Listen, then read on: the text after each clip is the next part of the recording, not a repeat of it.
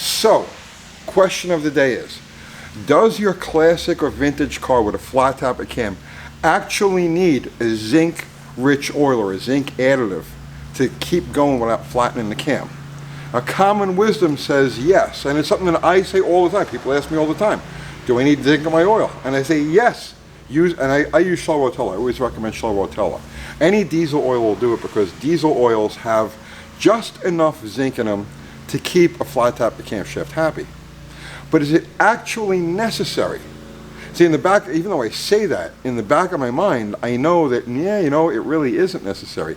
And these things are evidence right here. So, before I get into the actual evidence, I bought another XJ. So, what happened was, about a year and a half ago, I bought this one over here. And absolutely fell in love with it. It's a 4.0 two-wheel drive. It's just perfect in every way, shape, and it's a little roachy, but I mean the vehicle, what it does, is perfect in every way, shape, and form. And I says, I want to be in an XJ world. I want to be surrounded by XJs. So I went and I bought two other ones. I picked up a Bear Stripper 93, and then I got one that was all like crazy jacked up like mud toy, right? And I realized kind of early on, I was, you know what? Yeah, that's not really what I want. I'm not into that. It's not doing it for me. Because I have a nice 98 two-wheel drive. I want a nice 98 four-wheel drive. And then I have like the best of both worlds. So the stripper, I passed that off to somebody who's doing a father-daughter project, so they're building that one. And the other one I sold to, I think, Al's cousin, who lives in the woods and likes to go in the woods. So perfect for them. So I bought this thing. I've been looking around. I wanted a 98 because I want that interchangeability, and I like that 97 to 2001. But I wanted two that were the same year so that I could stockpile parts for them and then just, you know. So this one was on Marketplace. They were asking $4,500 for it. They relisted it for $1,000, saying that the motor had a noise, the motor was bad.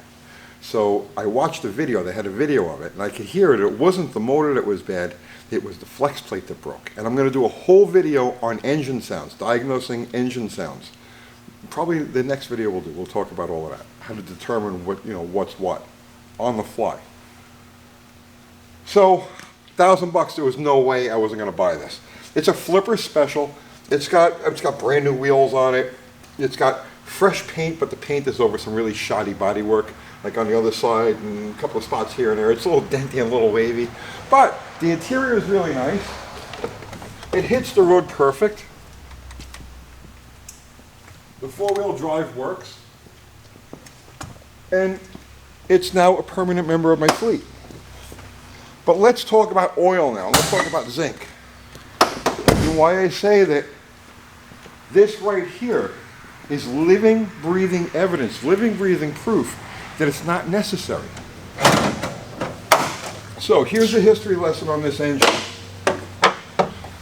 This is the 4-liter that was used in Jeeps from the inception of the XJ, but right up until 2006. Now, it's a direct descendant of the AMC Typhoon 6, which they introduced in 1965.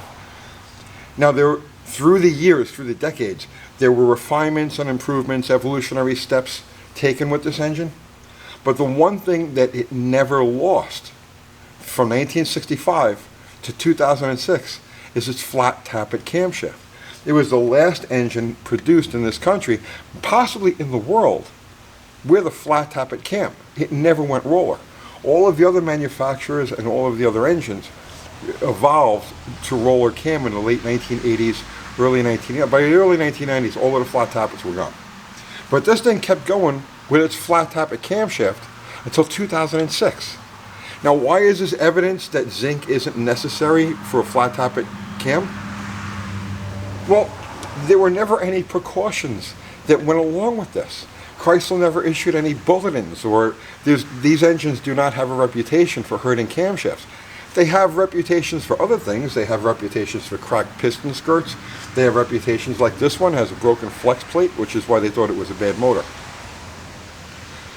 But they never gained any sort of reputation for flattening camshafts.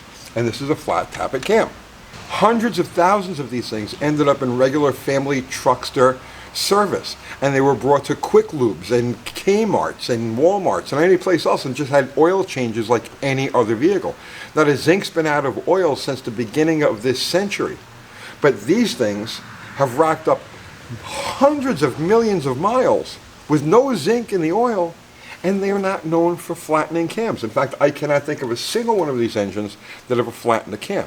And as a side note, if you order a set of lifters, let's just say for your 318 Chrysler, 360 Chrysler, the actual lifters that you get today are these exact lifters, and you can tell the difference between because these have an oil hole in the top for the push rods, and the original Chrysler ones don't, because the Chrysler push rods are solid. So this is probably the most produced flat tappet combination, flat tappet style, ever in the history of engines. And like I said, no precautions. So why then do we need, or does the myth persist? And I don't even think it's a myth. Why is it felt that zinc is such an important additive? Because on paper, zinc does fill that job. It fills those microscopic, it creates a microscopic layer, a protective layer, or lubricant of that for that metal-to-metal contact. So in theory, on paper, yes, it's necessary. But in actual practice, every day, all around you, it's not. So when people ask me, I tell them yes. No, wait, let's go back. I'm absolutely certain that when Chrysler put these things together at the factory and filled them with the original oil that came in them, I'm certain that was a zinc-rich oil, a break-in oil. And it was intended to go 500, 1,000 miles, whatever it was, until the first oil change, the first regular service oil change. At which point, any oil would be replaced. It didn't have to be a zinc-rich oil. So, like I said, because Chrysler never issued any sort of bulletin saying that these engines need to have a zinc-rich oil, since quick-lube and oil change places never put up signs that says, don't bring your 4.0 Jeep here for an oil change because we don't have zinc on our oil. No, right? So like I said, I'm certain Chrysler used a zinc-rich oil for the initial break-in on these things, but then after that initial break-in, it really wasn't necessary. Here's your evidence. Now, should you use a zinc oil in your classic car, in your flat tappet cam? Yes, I'm not saying don't use it, but I'm also saying don't freak out if for whatever reason you change the oil one day and there's nothing, no zinc oil around, or you can't find a zinc additive for it. It'll probably be fine. For a break-in, initial break-in, absolutely necessary. You need the zinc. There is no ifs, ands, or buts about it. But for regular service, a typical diesel oil like the Shell Roteller that I use or that I recommend, the Delvac, any diesel oil has enough zinc in it that on paper should keep everything happy and running and so on and so forth. So it's a contradiction, but there it is. It's not completely necessary. I hope you got something out of that, and I'll see you tomorrow. Tomorrow we'll talk about engine sounds.